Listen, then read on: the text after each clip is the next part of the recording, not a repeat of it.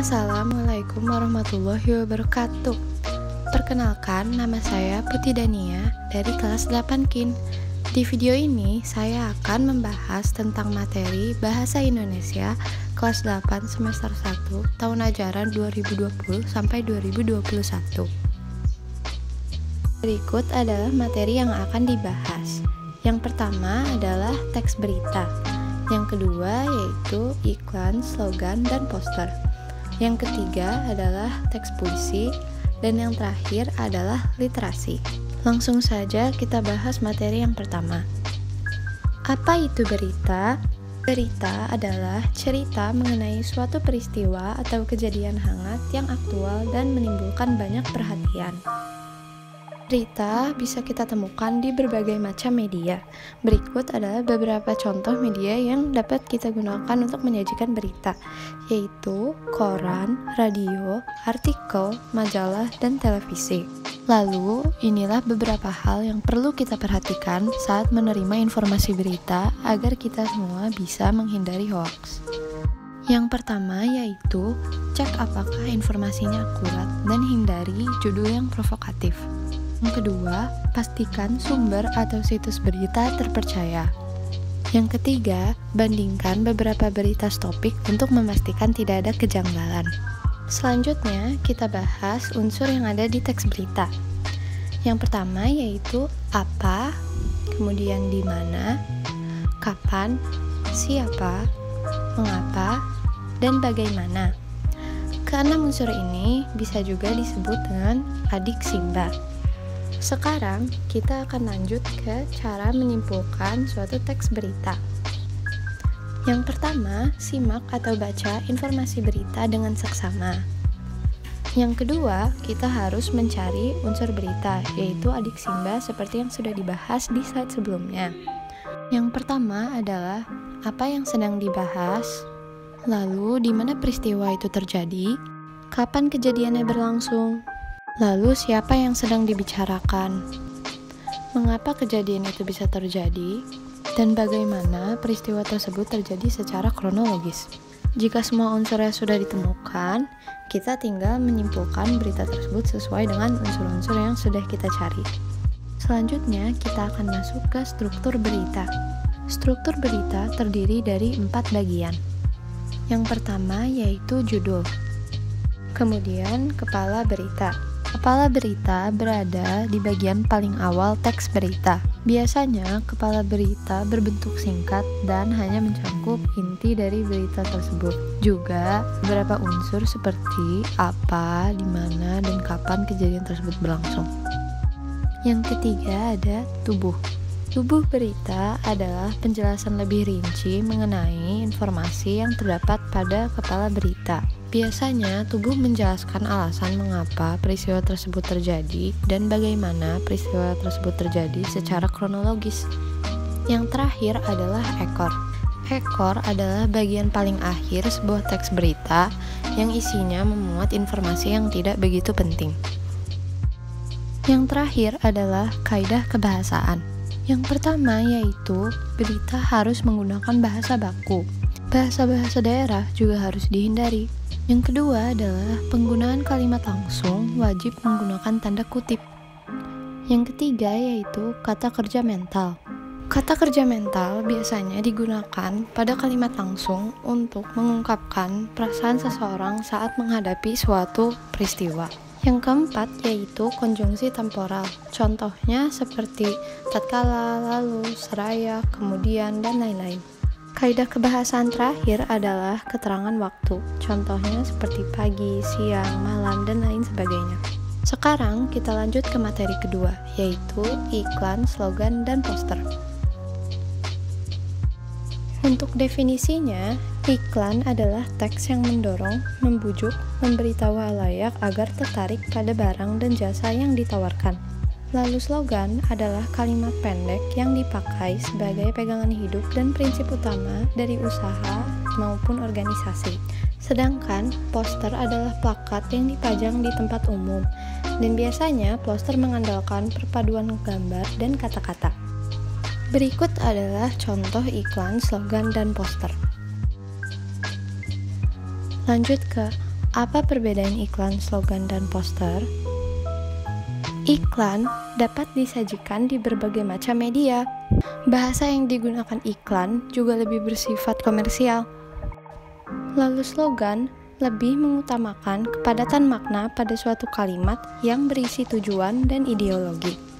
Sedangkan poster mengandalkan perpaduan gambar dan kata-kata yang berisi imbauan, ajakan, pendidikan, dan penyaluran aspirasi tertentu.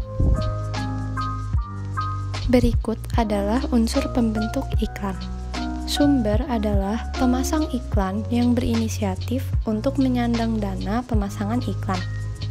Pesan adalah informasi yang disampaikan dengan wujud verbal ataupun nonverbal. Media adalah sarana yang digunakan untuk menyajikan iklan, seperti media elektronik dan media cetak. Penerima adalah individu atau sekelompok masyarakat yang menjadi sasaran iklan.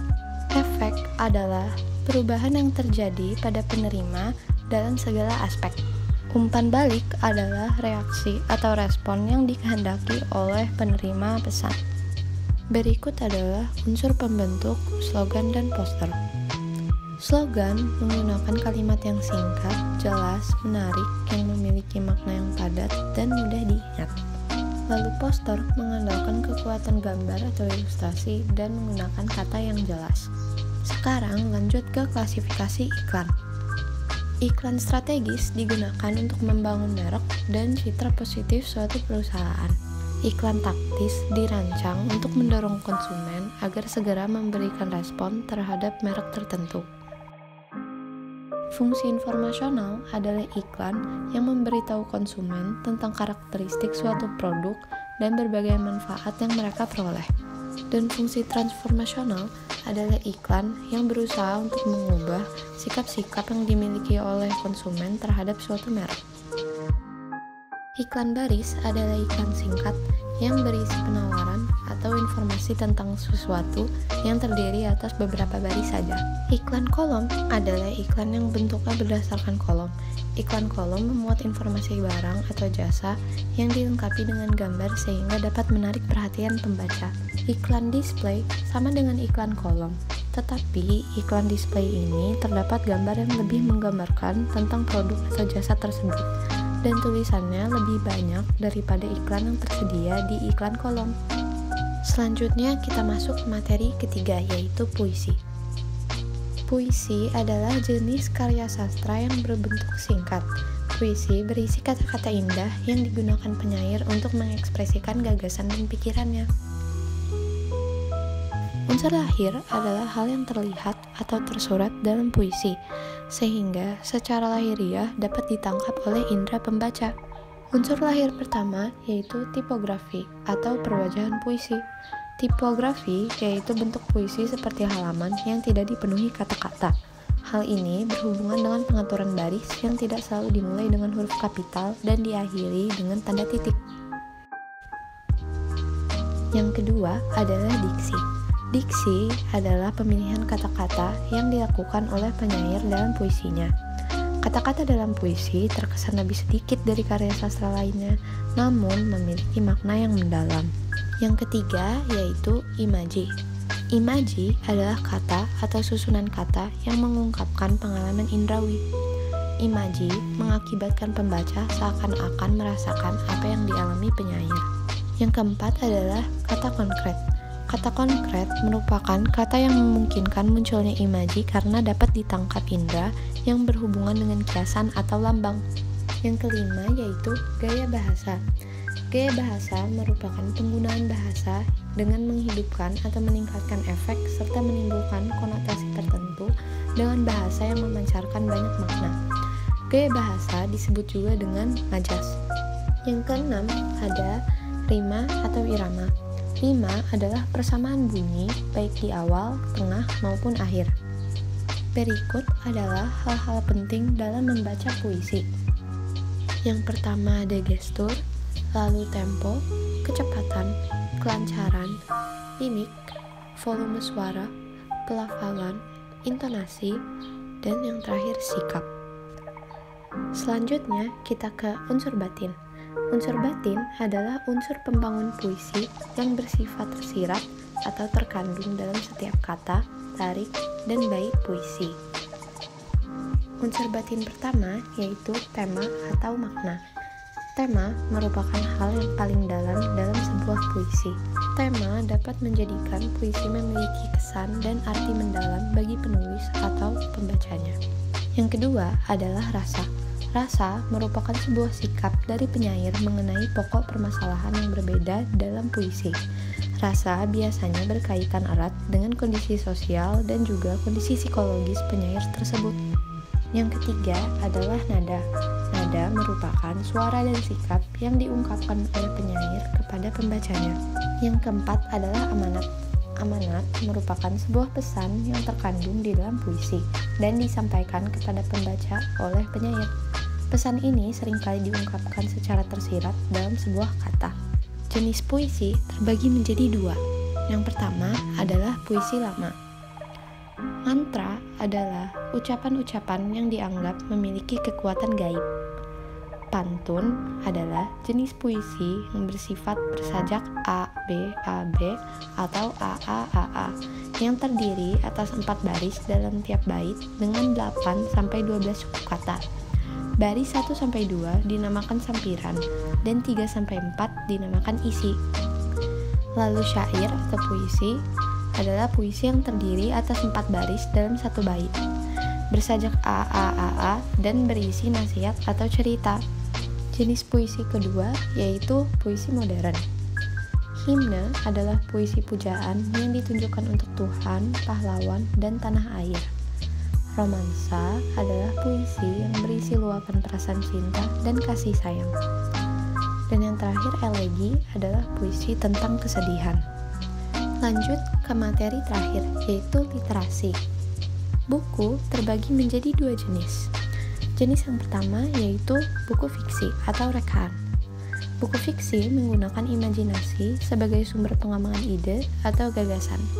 Yang kedua adalah buku non-fiksi. Buku non-fiksi menyajikan kejadian sebenarnya berdasarkan pendapat atau ulasan sang penulis. Lanjut ke perbedaan indeks, glosarium, dan sinopsis.